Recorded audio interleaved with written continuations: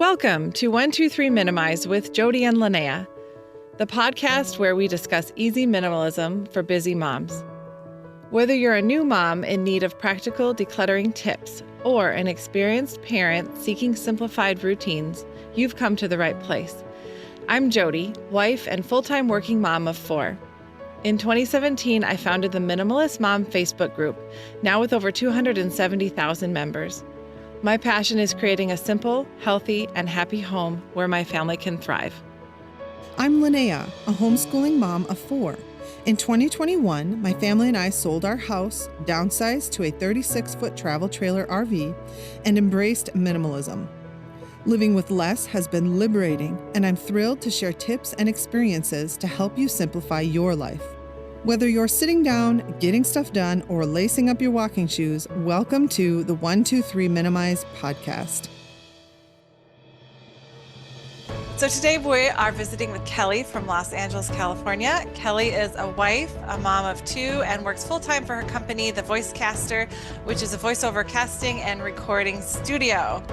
So Kelly, tell us about your life before minimalism. Chaos. If I had to choose one word, it's chaos. Honestly, all my life I've grown up with clutter, just stuff everywhere. You know, it's like my family it's like you hung on to everything, you know, whether it's sentimental or it's just in case, you know, things like that.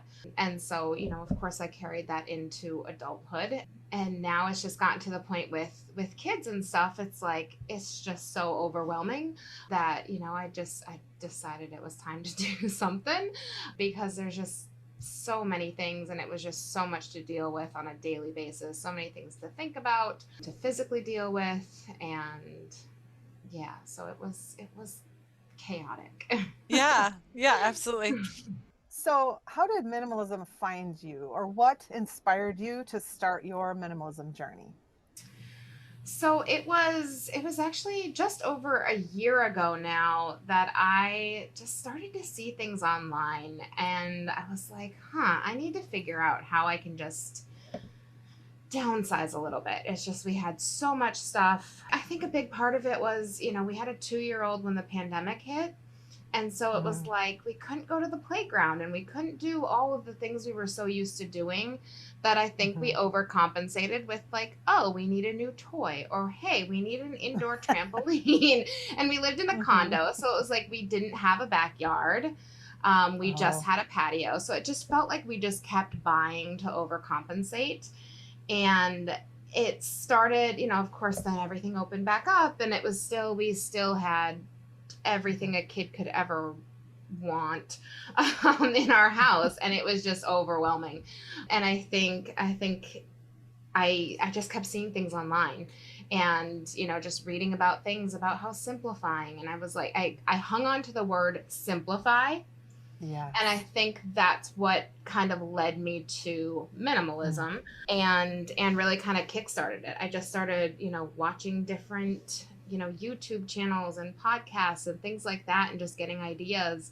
And yeah, just started trying to take it, you know, item by item, room by room, you know, space by space, and start just really getting rid of things that we didn't need anymore. Yeah, that's great. So as you got into minimalism and started decluttering your home, how did that affect your day-to-day life? Honestly, things got so much easier. You know, I'm not saying every day is easy, but it's every little thing that leaves our house is one less thing I have to think about or deal with or, you know, make some sort of a decision about. It just became a lot easier. And I found too that even as we had less toys out, the kids were more engaged with the fewer toys they had. You know, little did they know, but it's like, it felt like the fewer toys we had, the less often they were asking for a new toy. And that was just kind of very eye-opening for me. Wow, that's interesting. Yeah. I agree that sometimes when there's less stuff, they, like you said, play with it more, take care of it better, cherish it more, and then like really appreciate it, you know? So, Kelly, what drew you to our event? What was going on in your life that made you say, this is what I need right now? So after I started really like downsizing at the beginning of last year, we wanted to sell our condo and buy a house. We needed a backyard for the kids. And we were looking, but the housing market and everything was kind of crazy. So we're like, we'll put it off. Once we clear stuff out of this house, it won't feel so small. I think that was one of our things is we're like the space feels so small. But I think it was the amount of stuff. And then just kind of randomly in July is kind of a weird story, but a local mom who's a real estate agent posted a house on our local mom page, and I looked at it and I was like, "That's our house." It Wow. like spoke to me, and my husband thought I was crazy at first. He's like, "What Yeah. are you talking about?" I was like, "We need to go see this house," and within 2 hours we went and saw it. We made an offer the next day, and that's where we currently live. So Oh, so we bought a house last July. I was not completely done, getting rid of stuff, but the move kind of came on fast. And so it was like I tried to be very, very slow and make conscious decisions as I was packing. But you know how it goes. School started, my son started in kindergarten. So it was like the fall was kind of chaos. By the time we closed, we wanted to do some things at the house before we sold our place and moved. So we didn't move in until October. And at that point, it was like stuff ended up in boxes that shouldn't have had I had more time. Yeah. It just got to a point where it's just throw everything in boxes and let's get it over there and then we'll deal with it. Yeah. And we were only moving 5 minutes away. But we were moving into a house that was double the size. So I also knew that I didn't want to just pack the house. I wanted the right. space for the, kids to play. And I just like open space. So that was my plan with that. But when I saw your January event, I instantly knew that I needed to do it because I loved the day by day. I love that you guys have the calendar. Mm-hmm. And that is something that I need for motivation. I can try to do that on my own, but it was the motivation, it was the accountability. I had fun checking in on the Facebook page every day to see what was going on. And it's like we were getting the emails too, but it was still fun to like be a part of that community. Everybody has, a similar mindset, similar goals and ideas. And that's what I, really wanted to be around. I wanted to make, this year really the year where we fully embraced it. And as we're unpacking and really getting things set up in our new house, I wanted to have a better just kind of framework and the calendar that you guys had, the day to day. Plus, then, not just do this on this day. You guys gave so many great tips and ideas of what to tackle and step by step.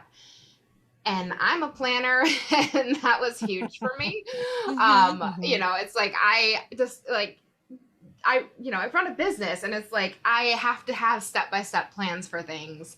And that's how I am most successful. And so that was a huge draw for the event. And I mean, I would do it every month with you guys if it was a thing. That's what the membership is, and that's why I'm there. Yeah. Yeah, we love that. I'm so glad it was helpful. And you're right. You know, in an event, there's a certain amount of buy-in that everybody that is there has versus like Yeah. our large group, which could be who knows who in there. Mhm. They might not even be into the concept, but they're just in there for some reason. So having that smaller group, I think it's like it feels safer to be able to share or post about your life or your progress because everybody is kind of committed to doing this together for a month. Yep.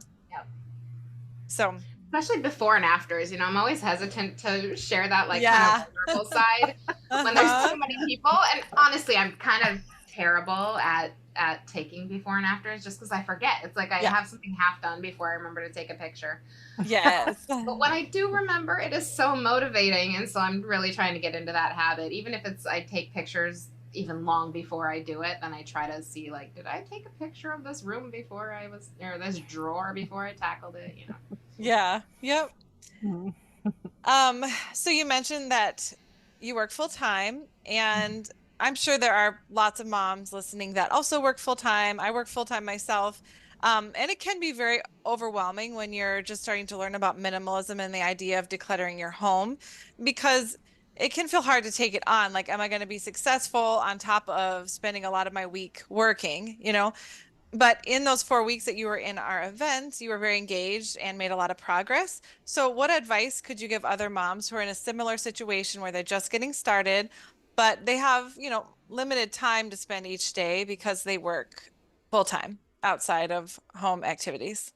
Yeah. So the biggest thing for me, and this was, I mean, this has been over the course of quite some time, that I kind of figured this out is I was always the type of person, I think some people call it like the weekend warrior, where it's like on the Saturday, I would be like, okay, I'd tell my husband, I need 3 or 4 hours. I'm tackling this room. And that was always daunting, first of all. Second of all, like it's like I also want to spend time with my kids because I work all week. Yeah. And so it was just the biggest shift for me is like, okay, that's not happening. Oh, the next weekend, not happening. Oh, the next weekend with 3 birthday parties, that's not happening.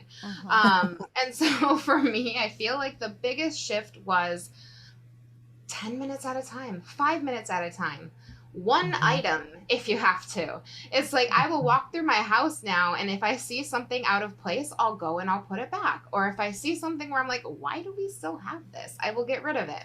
It's literally, I have had to shift from I need 3 or 4 hours to do an entire room to, okay, I have time for this one item. I also like I kind of grew up with I can hear my dad saying it is he always said you never leave a room empty-handed because there's almost always something in the room that you're in that needs to go somewhere else to be put away, or the garbage or the donate box, And I think that was really the biggest thing working full time to find time for. So yeah, it's not necessarily even any extra time for some of the smaller stuff. Yeah.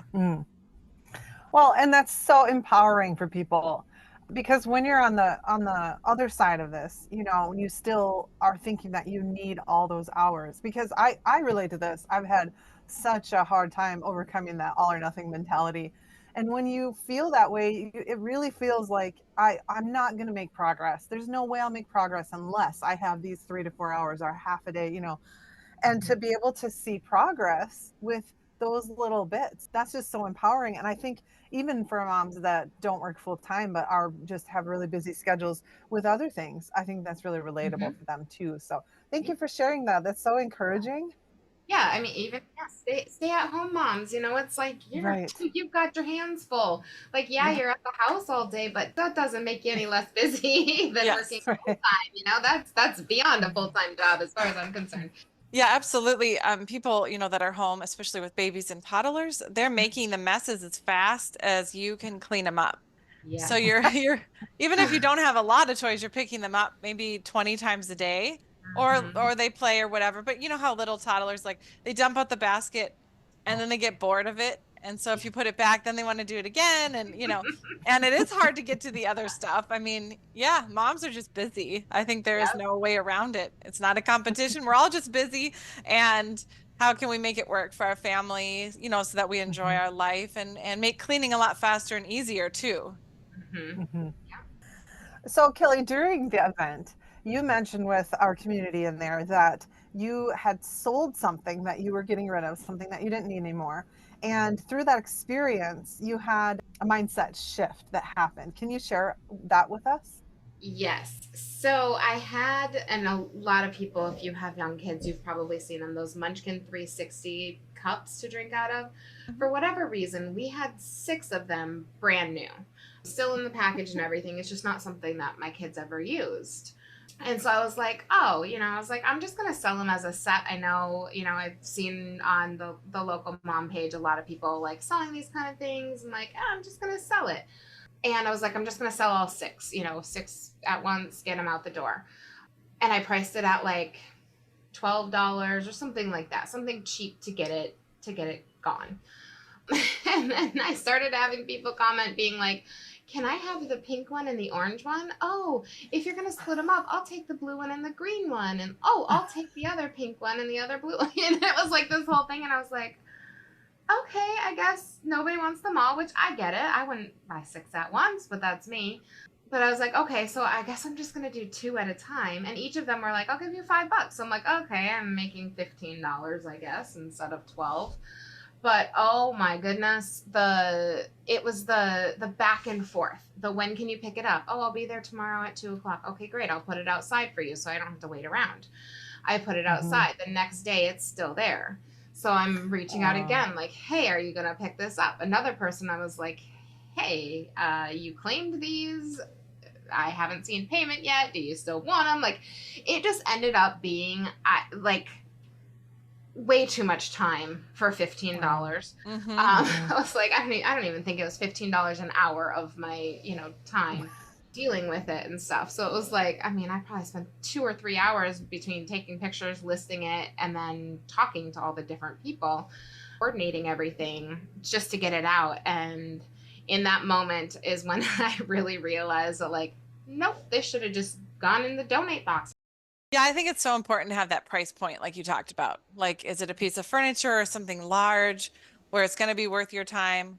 Or is it under $20 where you're like, do I want to go back and forth with 5 people and then they don't show up? I've had that a lot too, where they don't show up, which is fine because sometimes they have stuff going on in their life too. I've had people say, I'm coming to get it tonight. And then they're like, we all came down with the stomach flu. I'm like, it's okay. I totally understand, but you have to be kind of prepared for that. And it's not always smooth. Sometimes it is. And so I agree with you. If it's a certain price where I'm like, that might be worth it, a little bit back and forth. And other times I'm like, nope, straight in the donate box. Because you would think by this time I wouldn't have anything to donate. But with kids growing up and stuff, there's that constant like back and forth of like, okay, you need new this, and then we're getting rid of that. These clothes are too small, but they're still in good condition. And I need to get you clothes that fit, with growing, and then with interest changes, stuff they're interested in. You're kind of in that cycle. Yep. Probably more than when the kids are grown and out of the house. I can imagine it won't be such a cycle constantly, but just being aware, like when I buy new stuff that they need, then right away go through their closet and take out everything that's too small, like right away, just keep that cycle going. But it's really good advice, like you said, to be aware of how much time it's wasting, which is what you're trying to preserve. So, Yep. So what was the hardest area in your home or your office for you to declutter? Oh, a couple different things. So at home, I actually found the kids' books to be really hard. Like, I was fine getting rid of most of my books. I think I actually got rid of almost all of my books because, I'm like, I read it and I'm done with it. And with small kids, I don't have a lot of time to read a physical book anyway, so I'm usually just getting audiobooks from the library. And so it's like I listen to a lot of audiobooks. I'm like, why do I even need an actual book? But when it came time to go through the kids' books, it was like partially like, oh my gosh, like my 3-year-old is even, too old for this book now. It's time to get rid of it, things like that, where it was almost just kind of, I don't know, maybe the sentimental part of it. Like, I went into it like, yeah, there are so many books we can get rid of. I was so like, just so motivated to get rid of as many books as possible because we have tons of kids' books. But it ended up being a little bit harder than I thought. And when I put it out for donation pickup, we have a thing around here, the VBA actually does donation pickups, which is so nice because then I don't have to deal with going to a donation place. And so I put them out the night before, and they hadn't picked them up yet the next morning when I was going to work. And I literally saw the box of books and I was like, I feel like there's 1 or 2 in there that I should take out. And then I was like, no, Kelly, keep walking, go to your car. And then like once it was gone, it was fine. But I actually was like, do I need to go back through that box and pick one? And no, I did not. So I think kids' books was the hardest thing at home. At our studio, it's like some of the company that I own, I'm the 3rd owner, and it's been around since 1975. Wow. So, yeah. So we have some things here that I'm like, we don't need this. Like, we don't need 8 tracks and things like that, reel to reels. We don't need those. However, there's a lot of history. So I'm trying to, like, right now we're doing renovations, which is a whole nother thing. So it's like things are kind of in storage right now. And so I'm trying to plan for when those come back out, what to let go of and what to, how can we use, like, maybe the reels go on a wall to kind of decorate the wall, and we have kind of that cool thing in one of our studios, something like that. So I'm anticipating that to be more challenging, but I'm trying to mentally prepare as much as possible. Yeah, that's great. It's true. You don't have to get rid of everything, right? Like you said, you can find something old that you're not using and make it into art.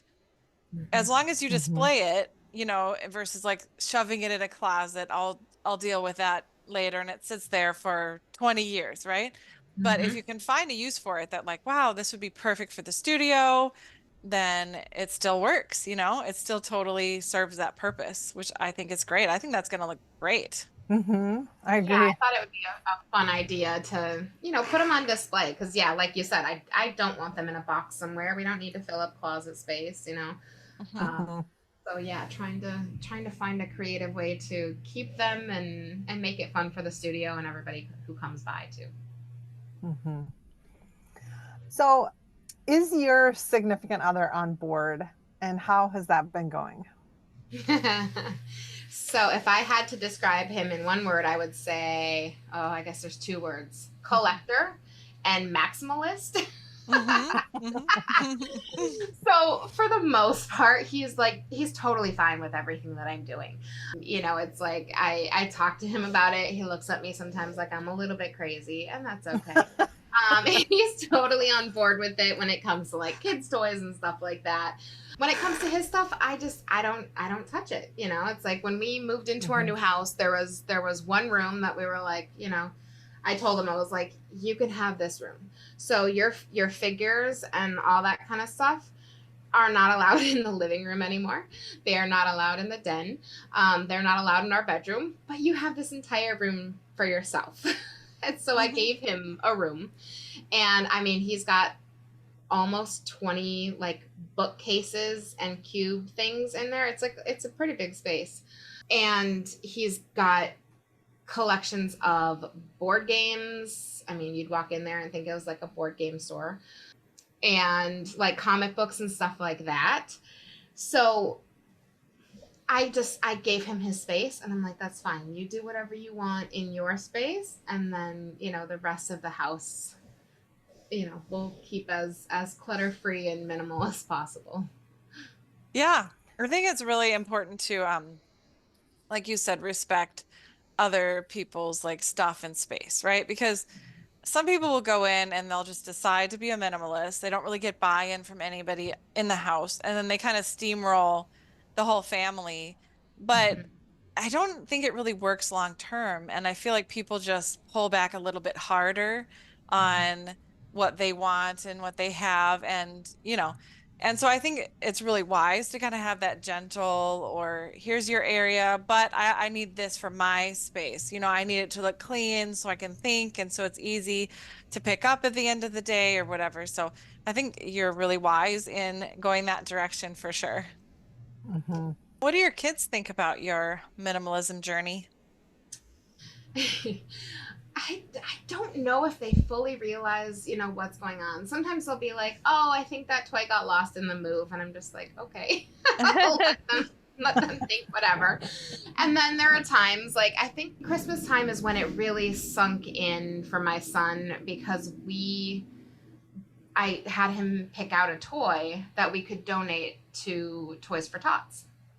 And he was like, "Why do we need to donate toys?" And so I was explaining to him, that not everybody is as fortunate as us, and we wanna help other people. And then I explained to him, like, that's why we donate some of your toys sometimes when we're cleaning your room. And so I think that's when things kind of clicked a little bit more for him. And he's funny because like if he got a new toy from grandma for Valentine's Day, something that he's been wanting, and he holds it and he comes and shows me, and he's like, "Mommy, please don't donate my new toy." I'm like, "I'm not gonna donate your new toy." So, but I'm trying to let them have a little bit of a say as well. Obviously, if it's something that like we've had put away for 6 months to a year and they haven't even thought about it, then I get rid of things like that. But anything that's like out and they're actively playing with, we'll talk about it sometimes, and just, kind of just introducing it to them a little bit more right now. Yeah. Hmm. And they're young, so Mhm. it does take time to kind of go with that Mhm. gentle method. And I feel like when I first started, it was the same. The kids were like, where did this go? Or maybe something they hadn't played with really consistently ever, Yeah. And they just kind of want to keep it all because it's like that expectation of I'll play with it someday. And also they weren't really totally like owning the cleaning up, because of their ages. So, but as they got older, I'd explain, wow, isn't it so much easier to clean up the toys now? That only took us a few minutes, where I'm not even joking. Mhm. Sometimes it would take us all Saturday. We just had Mhm. so many toys given to us, grandparents, friends, hand me down, that kind of stuff. And I would be like, okay, yeah, we're home a lot. The kids can play with this. And I would just like add to it. I didn't purchase a lot. It just, we were very blessed and by other people. And that is what happened. But it would be like where they were walking over toys, and by the weekend I'm like, okay, we have to do this. And there would be tears because it would be, where do you even start? They were little kids and okay, well, let's pick up all the dolls. And it was quite the effort. And when we kind of weaned it down, it did not take long at all. And like you said, the kids play with their toys more. They were more creative and it wasn't overwhelming to them. I think just at the ages, there was always a toddler. So somebody would just come in dumping baskets, and then it would just become this pile.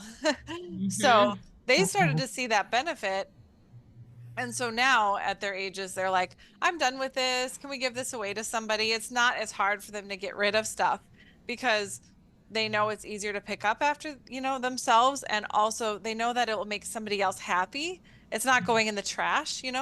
and they're really kind of seeing the benefit of it. And so hopefully that sticks with them in their life. So, you know. Yeah. Yeah, that's exactly my goal. So, after going through the event and making changes in your home and in your habits, what would you say to someone who's on the fence about getting started? Don't overthink it. um, Literally take it one item at a time. If nothing else, if you're like I was and you want to see like immediate results, honestly, just start looking around your house and start with trash. Throw away anything that you know is like obviously trash. I don't know if you all are like us, but it's like the kids leave things around and I'm like, why is this wrapper half hanging out of the couch cushion?